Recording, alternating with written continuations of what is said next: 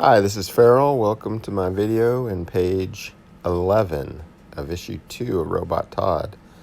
You can see I just did a quick warm-up drawing there. I didn't really thumbnail too much on this page. I did one little thumbnail. It kind of didn't end up being what I was initially imagining for this page. When I did the first couple panels, I had this kind of idea in my head of what I wanted.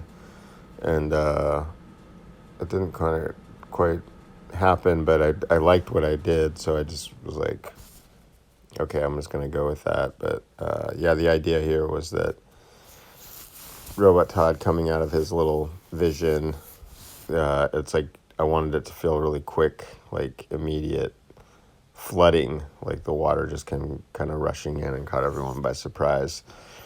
And they all got swept off their feet and are going down these various different directions in these tunnels, in these like labyrinth tunnels. Water comes rushing in and they get separated, and Robot Todd tries to reach out for Sept. I figure he thinks Fern can take care of herself, but Sept, he's kind of looking out. Todd's looking out for Sept, so Robot Todd extends his arm here, and then just gets pulled away by the water, like everyone's getting thrashed around. He'll be all right. He's pretty resilient, but he doesn't know like what Sept's capabilities are. So,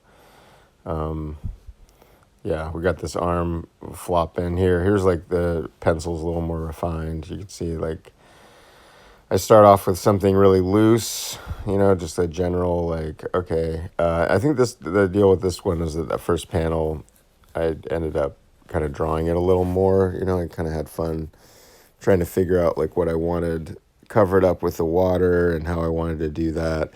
The interesting thing to me about this page was that I didn't really know how to do this as far as the way the water looked when it was rushing in. So I looked at some reference on the internet. I looked up that Stallone movie Daylight, which is like about like a tunnel bursting, and like the Holland Tunnel, or one of the tunnels from I think like New York to New Jersey or something. I saw it in the theater years back, and I'm like, oh, I remember there was like a lot of kind of half underwater scenes in that movie. So I looked up the movie on YouTube and just did a couple of screen caps of different scenes of him trying to rescue people, like Stallone pulling people out of underneath cars and stuff. And it seemed like all the water was like a lot of white, like sudsy, kind of bubbly. It sort of looks white when it's all like splashing and stuff. Like splashes generally look like lighter colored than whatever else is on the page. So I tried to keep that in mind. And after looking at those pictures, I saved them on my phone and thought like, oh, I'm going to look at them while I'm painting. I just kind of didn't really want to bother with looking at it. Like I had, from looking at them initially, I had them all kind of in my head, and I just wanted to paint. So I went in first with just the characters, like I do sometimes. I'll start with them just as sometimes I'll start with the background and lay down like a flat color in the background. But generally, I start with the characters. I'll ink them all first. Do the lettering first. That's the very first ink that hits the paper. Generally, is the lettering, and then from there, I do that with the Faber Castell Pitt pen. I mentioned that in pretty much every video I've done. Unless I'm inking with a brush, but generally I ink with those things, just the comic pages anyway. Just because I'm doing the lettering, and right as I'm done with the lettering, I just start going to town on the characters and stuff. And the backgrounds I leave pretty much just the pencils.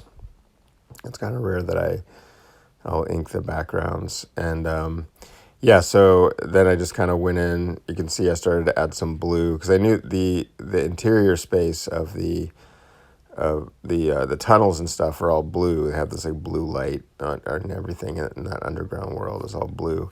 So I was like, okay, well, I remember when I did the water before, it had kind of more of a dark green. You can see I'm referencing the old water pages that I did. when Todd, in the first issue, when Todd first goes into this underground cave. Yeah, so I remember that water was a little more green tinged underneath. So I tried to make, and I'm looking at those daylight stills. Initially, I remember it was like, okay, all the water is kind of a murky, like a gray, green, like a dark, pretty dark color in contrast to like the people's skin and other objects and stuff, and especially like the white sudsy part. So I tried to just kind of do that, emulate it with just the white of the paper and not use too much white paint. And I saved any kind of white paint for the very, very last, just to add, some texture. I actually used a toothbrush and kind of splattered some, and then just individually made little bubbles and splash marks with my brush.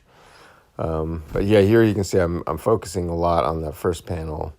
It looks like it's kind of hard for me to see all the panels when I'm making these videos because the recording thing is like right over where it says recording, and it shows like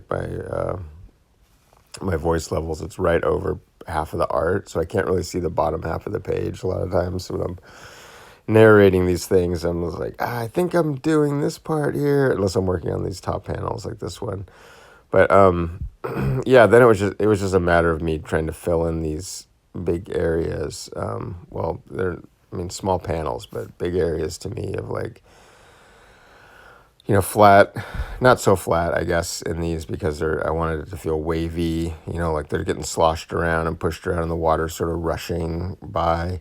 So I don't know. It was kind of weird, like working on it. Felt like I was sort of like faking it a lot of times. I'm like, well, I just need to get some color down. I'm faking it. And then when I would look at it again, when I'd come back to it the next day, I'd be like, hey, that looks pretty good. I wasn't expecting that would look that good. But it's funny how, like, while I'm working on it, I can't really see it looking like anything. And then, stepping away for like a few hours or a day or whatever and coming back to it, it's just like, oh, okay, I see what I was doing here. This looks like this is coming together here. And it kind of gives me inspiration to keep going. I was like, well, I could touch up that part or fix this part or work on this little area over here. And then sometimes I feel like I overwork it. If I'm like, oh, I should have just left that alone. It read fine as is. And that's my main concern, is that it just reads as what I intended.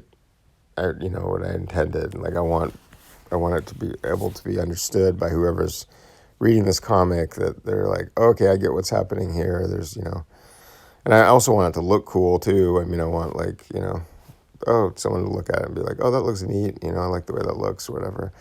But I know this is really basic stuff, but I'm just kind of, babbling here through this.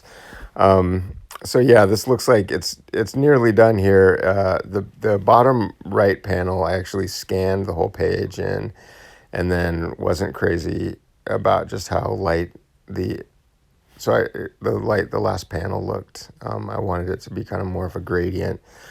So I went back in again after all this video. I went back in again and fixed or just kind of added more color to some little more dark and a little more green to the last panel, just to give it some more depth. And I think it worked out okay. Overall, I'm pretty happy with this page.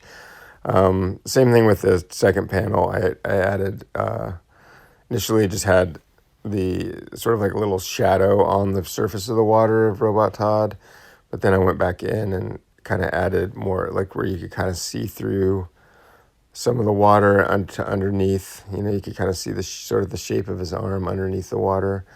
Yeah. And I'm trying to see what else I'm doing here. This looks like where I'm going in with the white paint and just kind of stippling and adding little, suds and splashes here and there. And that looks pretty much like the finish, really close to the finish. Like I said, the fourth panel, that's not, I went ahead and scanned it. Here's the scan without me adjusting the fourth panel. And then here's the finish page after I fixed that fourth panel. So that's the page for this week. Thanks for watching. I got a Patreon, and I'll see you soon. Bye.